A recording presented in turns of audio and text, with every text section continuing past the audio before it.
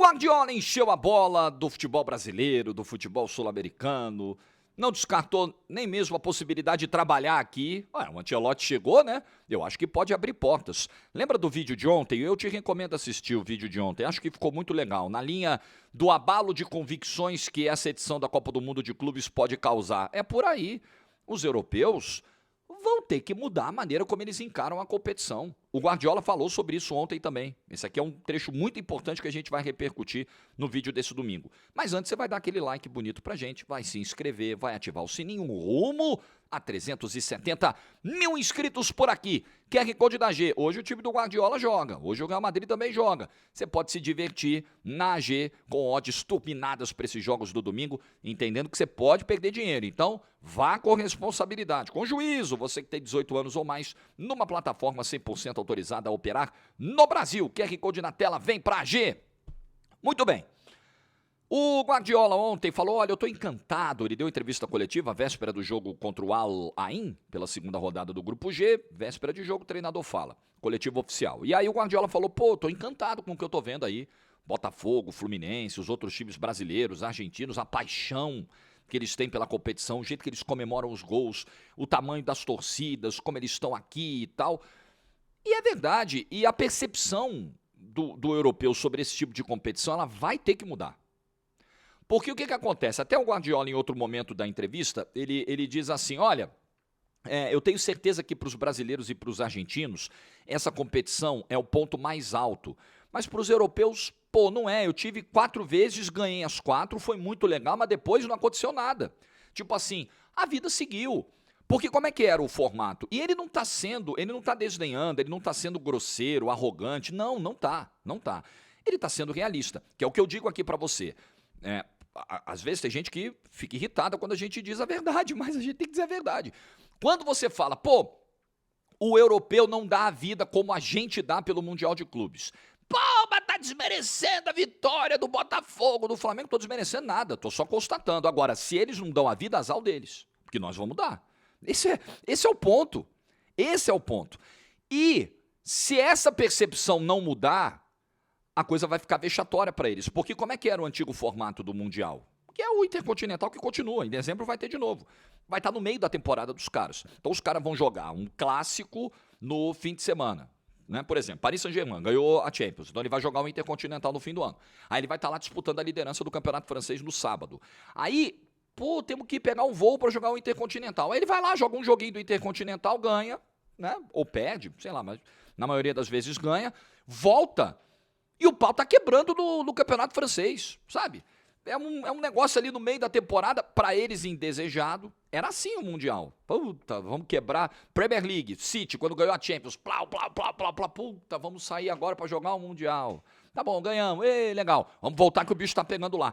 É ou não é? Era assim o pensamento. Só que agora não dá para encarar mais desse jeito. Porque nada mais está acontecendo no calendário do futebol, no mundo do futebol, nesse momento, a não ser a Copa do Mundo de Clubes. O mundo está parando para olhar o desempenho desses times. Não é mais um jogo, um negócio protocolar. Agora é um torneio onde você tem no mínimo 3 jogos, você tem adversários do outro lado babando, e não é só um adversário que você vai enfrentar na final, que vai chegar fazendo o jogo da vida. É uma galera, são vários, é uma competição grande. Então agora você tem que, peraí, agora a gente tem que fazer diferente, agora a gente tem que tratar isso aqui diferente. Eu acho que quando eu falo no vídeo de ontem sobre mudança de convicções do lado de cá e do lado de lá, é disso que eu estou falando, do lado deles, né? Eles vão ter que olhar diferente para a competição. Eles tratam, a imprensa espanhola trata como pré-temporada do Xabi Alonso do Real Madrid. Não dá mais para fazer isso. Ou eles aprendem que não dá mais, que eles não vão chegar contra o Al Hilal e que vai ser uma baba. Não, Al Hilal, beleza. Não vai. O Al Hilal, em vários momentos, enquadrou o Real Madrid. O espírito não dá pra ser de pré-temporada. Ou então não manda os caras, Então faz o seguinte, quer encarar assim? Então não manda os caras. Fica o time treinando na Espanha, manda o time B pro Mundial. Não vai fazer. Óbvio que não vai fazer. Então, eles vão ter que tratar de outra forma a Copa do Mundo de Clubes. É isso. Não dá para chegar mais, porque, como eu disse também no vídeo de ontem, as marcas estão expostas. Quem está exposto ao ridículo de passar um vexame no Mundial É a camisa, é o escudo de um Real Madrid, de um Bayern, de um City, de um Dortmund e por aí vai. Você tem uma tradição a zelar, uma reputação institucional a zelar. Você vai ficar tomando pancada de graça? Para quê? Qual é o benefício que você tem disso? Repito, no momento em que nada mais está acontecendo no mundo do futebol, tá tudo parado. Todo mundo que ama futebol tá vendo isso aí. Tá assistindo, tá consumindo a Copa do Mundo de Clubes. E tá tirando conclusões. Olha, veja bem, até mesmo quando eu digo que o componente de rede social entra, né? Porque começam os debates, começa a provocação. Ah, vocês não são isso tudo, tá vendo? Até mesmo esse ego. Fala, opa, peraí, a gente sempre foi melhor do que eles, a gente precisa provar que a gente é melhor. A gente nos últimos anos está dando pau neles, por que de uma hora para outra? Não, peraí. Então, a abordagem vai ser decisiva para que eles consigam se provar de fato melhores. Tá bom, vocês são melhores? Então, beleza. Então, vocês vão ter que ir a Vera para o Mundial. Ah, mas é o fim da temporada, então dá um jeito, amigo. A Copa do Mundo também é no fim da temporada. Vai ter outra no ano que vem, a Copa do Mundo de Seleções. Também é no fim de temporada. E todo mundo chega dando a vida, não é? A verdade é que também todo mundo chega lá em fim de temporada, praticamente, né? A não ser os que jogam no Brasil e tal, mas a maioria dos jogadores de seleção atua na Europa e tal. Todo mundo chega no fim de temporada. Aqui, na de clubes, é um pouco diferente. Mas ainda assim é fim de temporada para muita gente. Então, tem que mudar a percepção. Então, gostei do que disse o Guardiola. E ele foi perguntado sobre treinar um time da América do Sul um dia. Esse também é um trecho que está repercutindo muito dessa fala do Guardiola. Por quê? Porque o Guardiola já foi elogioso ao futebol brasileiro em outros momentos. Super educado, super generoso com o futebol brasileiro, com a seleção brasileira, com a história dos jogadores brasileiros em outro momento. Não sei se foi uma piscadinha, mas foi um elogio gentil. Não chegou a ser uma paquera, mas foi um elogio educado, refinado e gentil. Dessa vez, eu acho que é tipo uma piscadinha, porque ele foi perguntado e ele falou, por que não treinar um time da América do Sul? Por que não? Muita coisa boa na história do futebol veio da América do Sul, especialmente Brasil. Aí ele cita 4 países, Brasil, Argentina, Uruguai e Colômbia. Veio muita coisa boa da América do Sul, especialmente desses países. Os melhores jogadores vieram de lá. Eles vão para a Europa porque as oportunidades econômicas e de prestígio são maiores.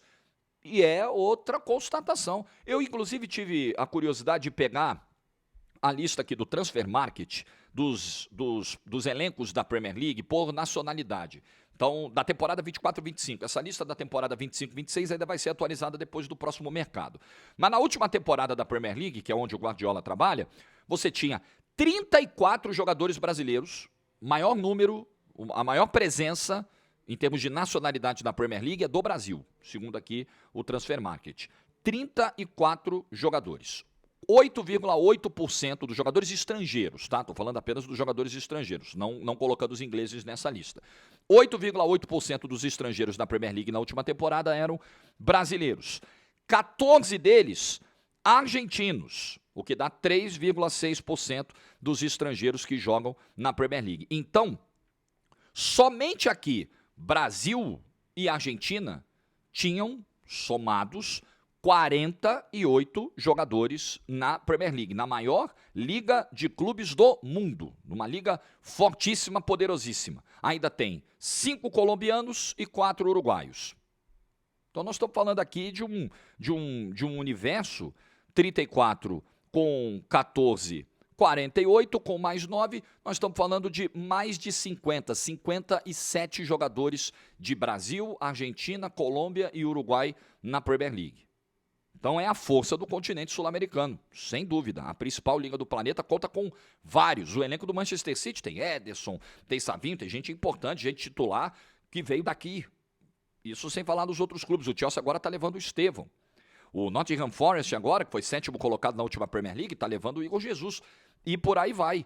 Então a Premier League deu o salto que deu de qualidade, de relevância, com a invasão de jogadores estrangeiros. E os sul-americanos foram e continuam sendo muito importantes nisso. Então, a gente acaba muitas vezes não dando o devido valor à nossa formação, porque de fato Nós temos problemas hoje na base, nós temos um problema de cultura de formação de jogadores no Brasil, nós temos muitas vezes o privilégio da força em detrimento do drible, do talento, da qualidade individual, né? Isso sem falar em denúncias que a gente ouve de esquemas em base, enfim, que pioram tudo, né? Que muitas vezes fecham a porta por um talento, né? Vocês sabem exatamente do que eu estou falando.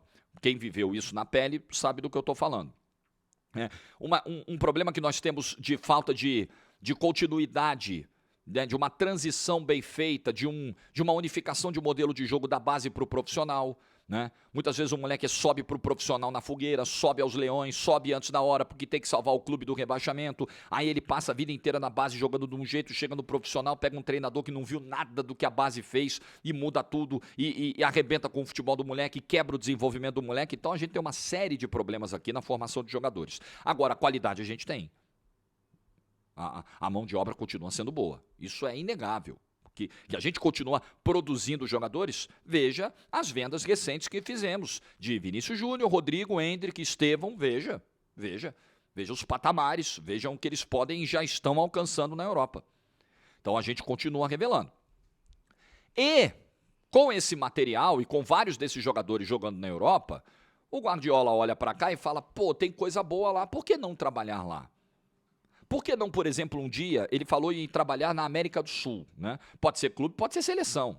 Por que não treinaria? Na verdade, a pergunta específica é sobre um time da América do Sul. O Guardiola hoje vê o poderio de um Flamengo, de um Palmeiras, faturando na casa de bilhão. O Guardiola hoje vê, porque, convenhamos, né? O Guardiola foi para onde? Foi para o City, um poderio financeiro absurdo. Então, quando ele fala, por que não trabalhar num time da América do Sul? Eu imagino o Guardiola visando uma potência da América do Sul. Não imagino, com todo respeito, o Guardiola pegando um desafio de um time intermediário, né? Ou de um time hoje com dificuldades econômicas, um Vasco, um Santos, um Grêmio. Não imagino. Mas ele olha para o Palmeiras e para o Flamengo arrumadinhos, estruturados, arrecadando na casa de bilhão de reais, né? Óbvio, hoje ele lida com euro.